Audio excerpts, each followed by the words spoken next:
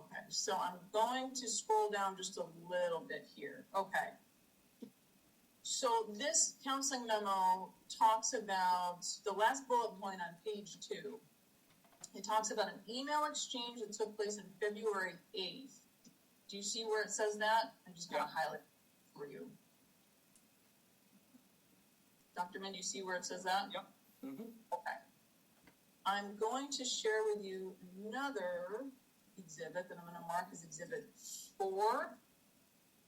I'm going to scroll all the way down to the bottom here, page 6. Okay, if I scroll up a little bit here to page 5 of exhibit 4, it looks like there's an email here from Dr. Thorncroft at the bottom of the page. Do you see that, Dr. Min? Can you zoom in a little bit? Yeah, sorry about that. Is that better? Mm-hmm. Okay, so Dr. Min, do you see it's the last paragraph here? It says, Jerry, can you please coordinate the response to the Howard lead? You see where it says that? Yeah. Okay, is that what you're referring to when you're saying that Dr. Thorncroft removed you from this project with Howard University? It's not that sentence. It's not that sentence you said? Yeah. Okay, well, is it referring to the same project that we've been talking about with Howard University? Yeah, that's true. And Jerry, who's referring to this, Jared Brodsky, right? Yes. Was he the program manager for New York State VisoNet at the time? Yes. Okay, if I scroll up a little bit, it looks like there's an email from you back to these people that are listed, and it says that you will be leading the effort from the SUNY Albany side. You see where it says that? Yes. Okay, then I'm going to scroll up a little bit more on the same page. And this is where Dr. Thorncroft says that he feels Jerry's the best person to lead this. You see that? Yes. Okay? And then if we scroll up here, it's on page 4 of this document. An email from you back to the people that were just listed. And you say that's problematic. You see where it says that? Yes. And you said that you will lead the response in the budget since you've already been. You see that? Mm-hmm. Okay. Now, if I keep scrolling up here, this is quite the email string. It says, Dr. Thorncroft emailed you the next day, so February 9th, and he emailed the other individuals on this email list, and it says for you to share with him the proposed request and budget before it's shared with Howard. You see where it says that? Yep. Okay, so from this email, does that mean that you're still one of the leads on this project, but you need to provide the proposed request and budget to Dr. Thorncroft? Is that right? Yes. Okay. Scrolling up to page 3 here. In the middle of the page, there's an email from Dr. Thorncroft, and it's to Jerry, to you, and to 2 other people. And it says, the second sentence says, the leadership question has not been settled. You see where it says that? Which one? So it's right in the middle of the page there. It says, also the leadership question has not been settled. You see where it says that? Could you please highlight that particularly because it's too small? Here, sorry, it's huge on my screen. That's the problem. It looks really big on my screen. Do you see where I just highlighted? I see it. Yep. You don't see it? Yep, I see that. Okay. All right, I'm going to keep scrolling up here. The top of page 3, it kind of goes on to page 2. There's an email from you back to Dr. Thorncroft and the others on this email.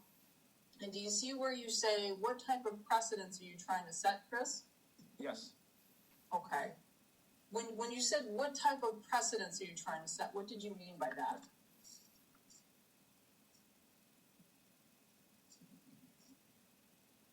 In our research world,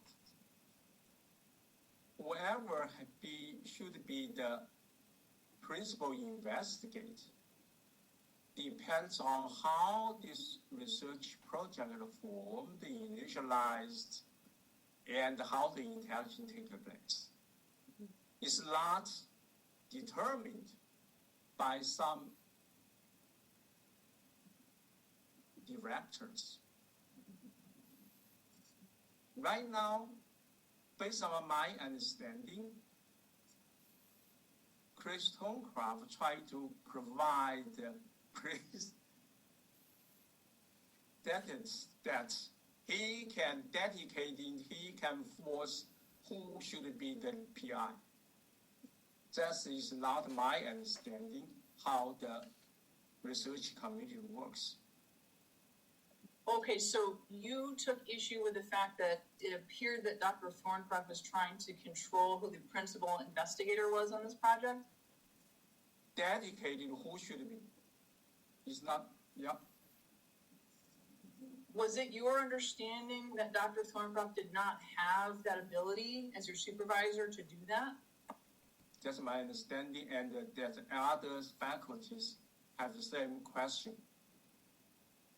When you say other faculty, who do you mean by that? Because there's some other faculties who also voice the same concern. Who voiced that same concern? Craig Ferguson. Greg, was the last name Ferguson? Ferguson, yeah. So he has expressed concerns, or he had expressed concerns to you that Dr. Thorncraft shouldn't be allowed to choose the primary investigator? We all, as far as for me, I really wanted to understand the university guidance. Who should be the principal investigator? It should be determined by the director, or should it be determined by the science that's thinking who will be? When Craig Ferguson expressed those concerns to you, was he referring to this particular instance or an instance that he was involved in? Could you, because, the way you gave me that, I lost the time of the sequence. There's a time sequence, he voiced concern specifically about this case. So you're saying he voiced his concerns about this instance with you and the Howard University? Yep. I think he voiced concern about this specific case. Okay.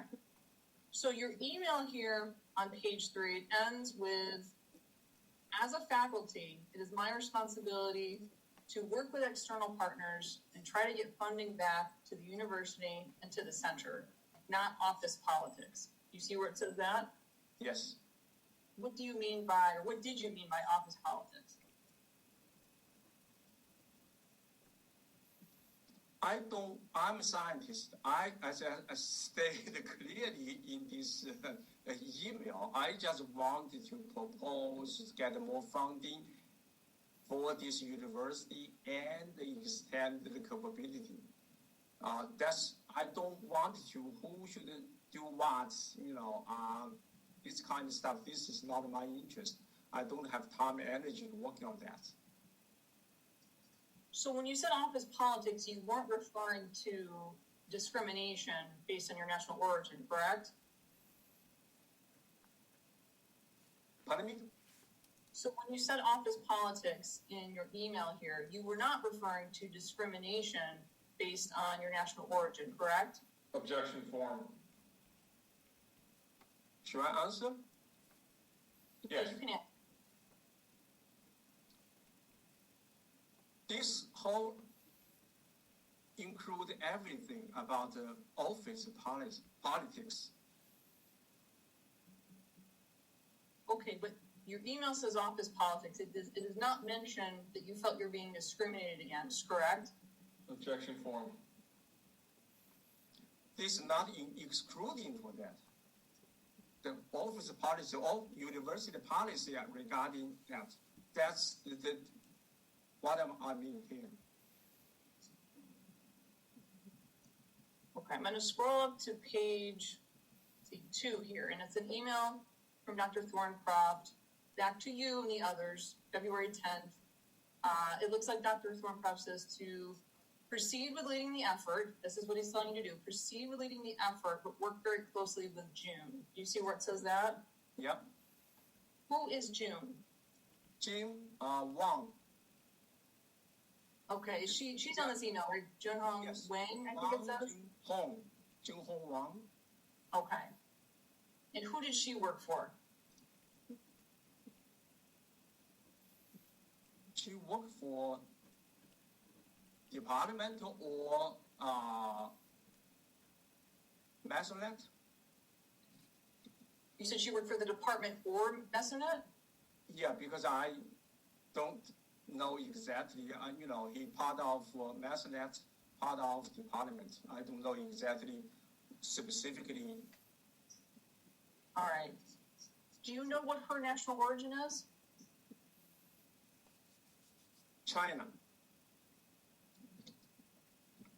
And after Dr. Thorncroft instructed you to work closely with June, did you do that? Did you work closely with her on the Yes. proposal? Sorry, what was that? Yes. Did June or did Miss Wang, did she ever communicate to you, or did anyone else communicate to you that she was annoyed but did not coordinate with her? Pardon me? I cannot hear you. Sure. Did she or someone else on her behalf ever communicate to you that she was annoyed that you did not coordinate with her on this? I don't know what your question is. Somebody annoyed me. I don't know. What's your question? I don't Yeah, so- understand your question. My question was, did she ever tell you, or did someone ever tell you on her behalf that she was annoyed or upset with you that you had not coordinated with her on this project? Again, who else?